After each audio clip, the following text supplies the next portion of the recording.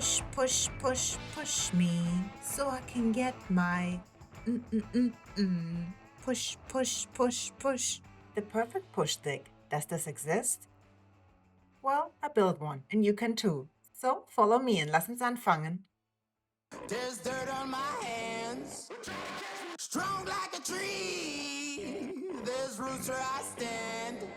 When building a push stick, the first thing that came to my mind was what kind of lumber do I want to build it out of? Of course, I want to make it fancy and use a hardwood like walnut or cherry, but in general, that's not recommended, since this can break and this can be very dangerous while in use. The recommended material for push sticks is plywood. I can still make it my own by drawing up my own design and using some stain and graphics. I used my circular saw to cut off a piece large enough to accommodate my design. I recently upgraded my saw blade to a finer grit one, and it's such a difference. Now I always get a clean cut, even when cutting plywood. No more chipping. Saw blades are always one of those things I don't change often enough. I think it's because maybe I'm just too lazy to get a new one. I want to make it a habit to have a replacement blade handy in my workshop at all times, so I have no excuses changing the blades more often. For the design, I used my Aspire software. This program is very expensive and really not necessary for the design. There are many other great designing softwares out there. I had purchased this software a few years ago because it was one of the first that made it very simple to work with 3D relief carvings. Nowadays, there are many other softwares that do the same for cheaper or for free. I have not upgraded the software to a newer version since I bought it, and I don't plan to because it's just way too expensive. But I have the older version and I'm comfortable using it, so I use it for most of my designs. I drew up some quick shapes of how I think my push stick should look like, and then I fired up my old Shapey Yoko to start cutting out the designs. No, you do not need a CNC machine to cut the files. You can also print out your designs and glue them onto the plywood and then cut them with a jigsaw. Or if you have a laser cutter, you could design a thin template. Cut it with the laser cutter and then use the template and the flash trim bit to cut out multiples of the designs. Either way works. I mean, if you're really up for it, you could cut the whole thing with a handsaw. I wouldn't recommend it, but if you're very skilled with a handsaw, go for it. I just like to use my CNC machine. I know. I've been mentioning that I'm working on my CNC machine upgrade, but I promise it will be here very soon. As for now, I still have to deal with the little issues that this one is giving me, like not cutting all the way through, but this is a simple fix. The cutouts look actually really good and clean. I'm happy about it. Once I got all the shapes freed, I used my hand trimmer to round over the edges. To not get any tear out from kickback, it is important to always guide the router into the right direction. But what is the right direction? Do I go clockwise or do I go counterclockwise? The answer is it depends. Luckily, there's a simple trick to get you going into the right direction. Just use your right hand and create an L shape using your thumb and index finger. Then touch the wood with your thumb, like so. The finger will point into the direction that you need to route. On the outside of the project, the finger will point you counterclockwise. On the inside of a project, it will point you clockwise. This simple pro tip will help you keep going into the right direction every time. Of course, always use a sharp bit as well.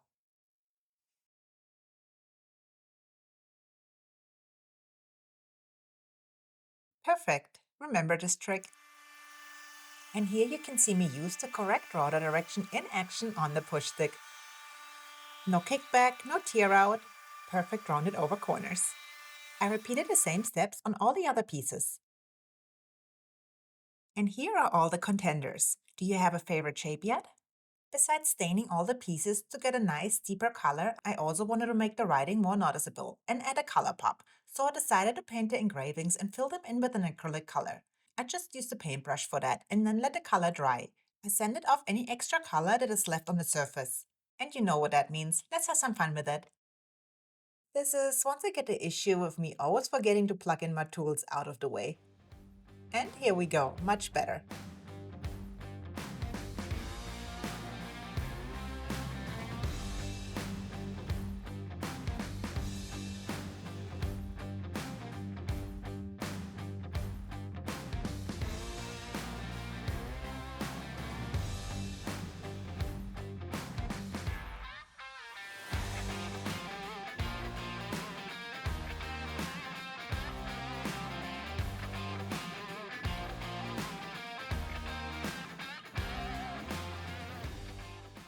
For the stain, I'm using Olympic Water Guard in cedar color. since I've been using it for most of my outdoor projects and I just have a bunch of stain left. I like the color and it does fit good into my workshop. Apply an even coat all over the workpiece and let it dry. You can use a lint-free rag to apply it or a brush. Either will work fine. Make sure you try to get on an even coat and not leave any puddles, since it will dry very quickly and leave uneven marks.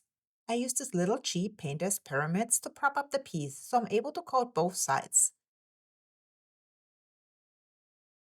I'm using a metal brush to get out any of the leftover sanding dust that might be stuck in the letters. You do not want to stain any dusty pieces.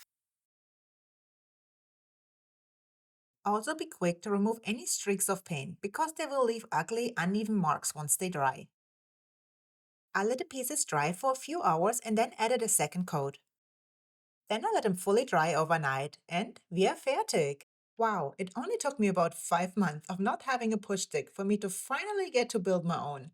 This was a simple and quick project, and I got to be creative and make my own designs. I would say all that's left to do now is give it a try, see how they work. Let's start with the first design.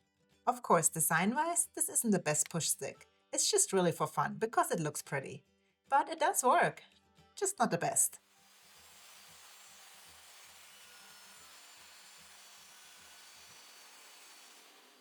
I really like design number 2.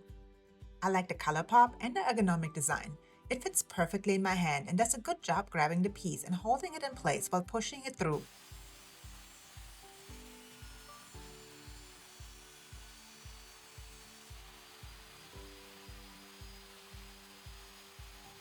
How about number 3?